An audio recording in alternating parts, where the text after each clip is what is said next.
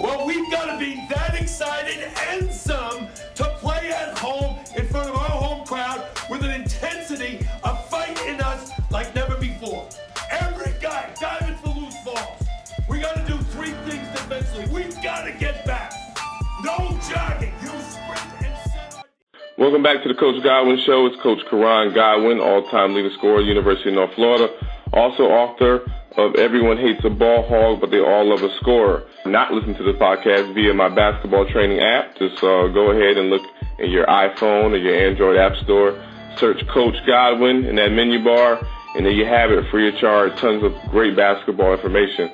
Today we have a special show. I know a lot of you guys always want to talk about recruiting and what you guys need to do to get to the next level, and I know a lot of parents want to know as well.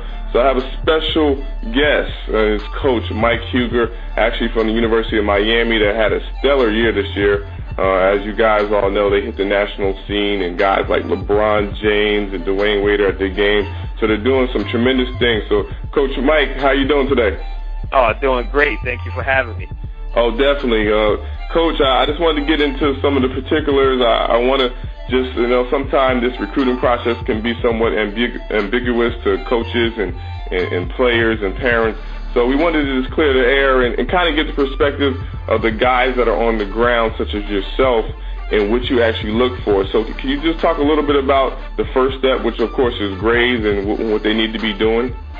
Well, the first step is definitely grades, but before we even get to the grades, we have to see if they're actually good enough to play at the level of the ACC, the Big Ten, Big East, if they're capable of playing at that level. So the first thing we do is evaluate the players. We look for definitely certain criteria as far as players are concerned.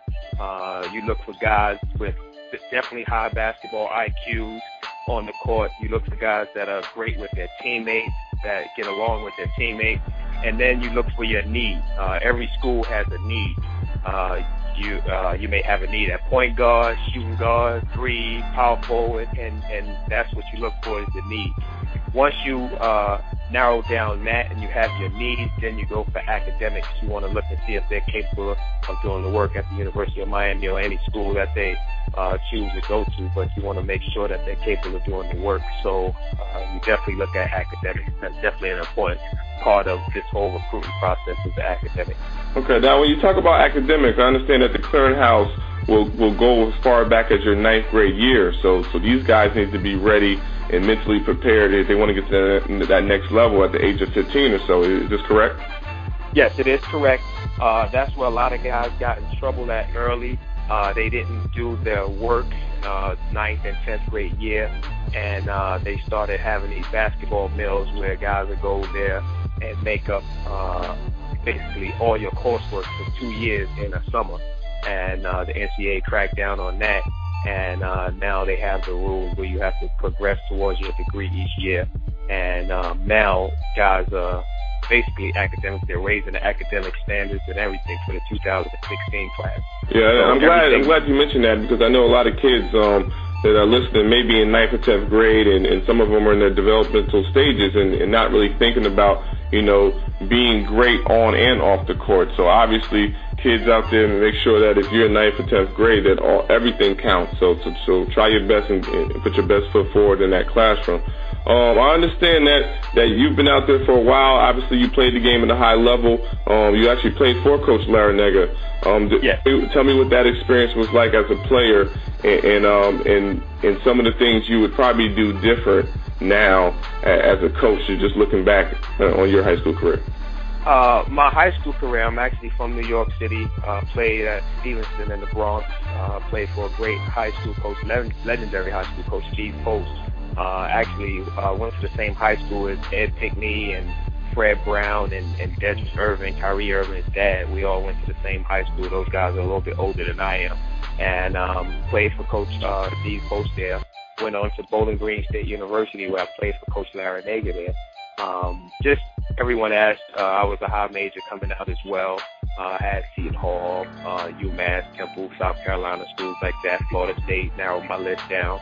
And Coach L, I was the most comfortable with Coach L. I felt he was honest with me at the time and telling me, hey, anything that you get here, It has to be earned. Nothing's going to be given. And that was the difference in basically all the other coaches. You know, you hear from coaches and they tell you basically what you want to hear. You're going to put the ball in your hands. You're going to play 40 minutes a game. And they'll tell you anything at that time. I mean, recruiting is different now. It's come a long way in the evolution of recruiting. But during that time, I mean, that was the recruiting pitch. And Coach L was the only one that was different to me, in my opinion. And I wanted the opportunity to get out of New York and also play right away. And that's why I chose Bowling Green, stayed there, was runner-up player of the year my senior year. I actually lost to the ninth pick in the NBA draft, which was Gary Trent. They called him the Shaq of the MAC. And he was a freshman when I was a senior, and he wound up winning player of the year. He was actually three-time player of the year in the MAC conference. After playing for Coach L at Bowling Green, I played 12 years over in Europe. So my first year over in Finland, 2 in Holland, and then 9 years in Belgium. And now I've been coaching for the past 8 years and been with Coach L for the past 6. I spent my first 2 at a small school in Virginia called Longwood University in Farmville, Virginia. And after the 2 years there, I spent 4 years with Coach L at George Mason, and now going into my 3rd season with Coach L here at Miami. And that's very important. And the reason why I had you give us a little bit about your background, because I want these coaches and players to know that you played on the high level and you understand on both sides. Even though that you're a coach now, you understand the perspective of a player. What are some of the physical attributes that you personally look for? You played the game. Obviously, you went overseas. Now you're looking at this high school kid who may be in 11th or a rising senior. What are the physical attributes you're looking for? The first thing I'm looking for our needs. For example, we're in need of a point guard. When you're looking for a point guard, you're looking for a leader on the court. You're looking for someone who can gather his team together and give instruction as a point guard. You're looking for someone who can control tempo of the game, where if he want to play fast, he's able to play fast. If he want to slow it up, he's able to slow it up. And now when you get into the half court as a point guard, you got to have the ability to shoot. I mean, if you can only penetrate at our level, you're going to get in trouble, because the big guys back there, you got 7-footers back there, you got to be able to shoot and as well as pass. You're looking for a good defender. You're looking for someone who can put tremendous pressure on the ball. You're looking for someone who can handle pressure. So those are the things that you look for in a point guard at our level, for sure. Okay, now let's talk about the size, because when you look back, you have a guy like Steph Curry, who obviously is an NBA player's son. He had all the opportunity, all the exposure in the world. He was at Nike All-American camp, but yet they said he was too small to play. How do you see that personally, being at the University of Miami, obviously ACC? Is there such thing as a guy being too small for your level? For me, I would say no. If a guy can play, then that's all that matters. If he's like, we had Shane Larkin. Shane Larkin is 6 foot, and they consider that small. And now you're looking at the ACC Player of the Year, first team All Conference, probably NBA draft pick with whoever first round draft pick. So you can't say that they're too small. They're capable of doing it. So I don't think height is such a big factor as was back when we grew up, and height was all. I mean, if you were a big point guard, you were in the NBA and that type thing. Now it's different. If you can play and you know the game and you're capable of winning, I think you have a shot. And I don't really look at the height factor as a big deal. I just see it as if you can play at a high level, then you can play. Okay, and do you look at the size as far as him being too skinny? Is there such thing as being too skinny for the ACC level? I wouldn't say too skinny. You have guys that are thin, but with our weight program and the way we put the muscle mass on these guys, I think anyone will be okay in any program. Like I said, the key is if he can compete at a high level, because that's what it's really all about. It's not really about size. If you look at Kevin Durant, for example, he's not the biggest guy in the NBA, but yet he's probably one of the best players in the NBA. And if you see him in person, he's very thin, but he's probably strong, and that's what's keeping him, going now in the NBA. But you can't look at the weight as a big issue if a guy can play. Okay, and what about a player's background? What are some of your deal breakers? Are you guys actually looking at these kids' character? Are you looking at the things they're saying on Twitter? Are you talking to their coaches and people around the community about their character? We look at everything about a kid. We not only talk to the kid, we talk to the high school coaches, we talk to the parents, we talk to the AAU coaches, we talk to everybody that can help us with information on the kid.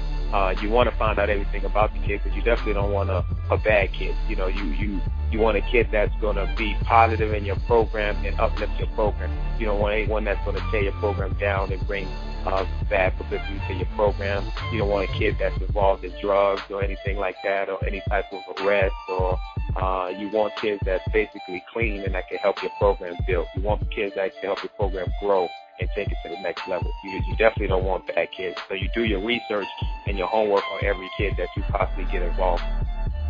Okay, and that sounds great. But what do you think about today's age with Twitter? Are a lot of kids hurting themselves by putting material on Twitter that may not be beneficial to the recruiting process? You can. This is the thing. You got certain coaches who don't care about that, and then you have coaches who really care about it. And we're one that look at that. We look at the Twitter, and we look at the language that you use on Twitter and different things on Facebook. So everyone's different on how they characterize certain things that's on Facebook. We look at everything, in a positive light. So, you give the kid the benefit of the doubt that they can clean up what they have, but you really take a strong look at that. So kids definitely need to be careful about what they put out there, because the thing they don't understand is it's not just basketball, it's after basketball. When these guys go to the NBA, they do the same thing. They look at Twitter and Facebook, and they check all your accounts when you go to get a regular job, a regular 9 to 5. They do the same thing. They check all your Facebook and Twitter accounts, and they try to gather as much information about you, because they want to make sure that they're hiring the best person. And that's the same with us. And even more so in the NBA, they really do all types of background checks on you and call all your friends and definitely check the Facebook. And if you got anything negative or bad, they ask you about it. Hey, what were you thinking about this? And, kids really need to understand what they're putting out there. Because once you send it, it's tough to take it back. Once it's out there, it's for the world to see. And now you can't really take it back. So you got to be careful on what you put out there. And definitely. Now, one of the frequently asked questions that I get is about exposure. And, it's a little bit cloudy as into where you guys actually are and where you actually see kids. How important is AAU? How important is summer camp? And if a kid doesn't do those things and just plays for his high school team, is there a possibility for him to be seen, or should he go into these exposure-type situations in AAU and camps? The one thing I would say about exposure camp is us as coaches, we want to see as many kids as possible in a short period of time. So if they're at exposure camp, they'll have more of an opportunity to see the coaches, because we're all out there. If you're just at your high school, it's tougher to get more coaches to look at you, because we can't find everyone. You know what I mean? You'll have certain coaches that'll find you. But if you're at exposure camp, you have over 300 to 400 coaches at each of these events. And when they see you guys out there, that's how they first get exposed. That's how you first get exposed to a certain player. And once you go from there, now we can follow you to your high school, and sometimes we find another player. You may have a younger guy on your team, a 9th grader that we wind up seeing, and then start following that way. But I would say the best chance to get exposure through the AAU circuit, because that's where it's at right now. Everyone's going to the AAU and being involved in AAU. Now, if you're on a monster high school team and you're a powerhouse high school team, now you may have the opportunity to be seen by college coaches, but that's rare for every kid to be on a power team. It just doesn't happen like that. But it's more conducive for the kids to be on an AAU team where everyone can see them at one time. And that's great information, because I know that some parents struggle with what AAU team the kids should play for, or if they should even play AAU. And I always tell them that AAU is actually the bait. And you bring them back to your foundation, which is your high school, that's going to just legitimize that kid as far as his grades and character and things of that nature. But Coach Mike, I want to thank you for being on the show. I know you guys at Miami have it rolling right now. It's a great place to play. I actually spent time down there last year, Christmas time. You guys have great facilities, and I just hope you guys all the best. Thank you very much, and it was a pleasure being on the show. All right, Mike. All right. All right, guys, there you have it. It's Coach Mike Huger from assistant coach at Miami University. Just tons of wisdom and knowledge in that particular interview. Please go ahead and take notes and understand that if you want to play on the highest level, which is the ACC and SEC, that there's certain things you got to take care of, and that's your grades, that's your attitude, that's your character, That's exposure and all this combined. So it was a great interview. So until next time, God first, work hard. I'll see you guys at the top.